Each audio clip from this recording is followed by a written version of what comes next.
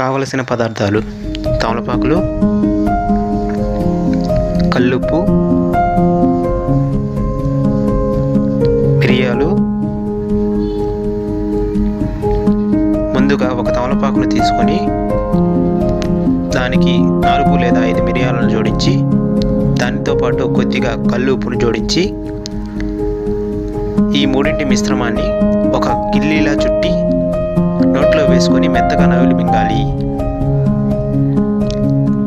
ఈ విధంగా చేయడం వలన జలుబు, దగ్గు, గొంతు సంబంధిత సమస్యల నుండి ఉపశమనం పొందవచ్చని చరక సంహిత అనే గ్రంథంలో తెలపడం జరిగింది.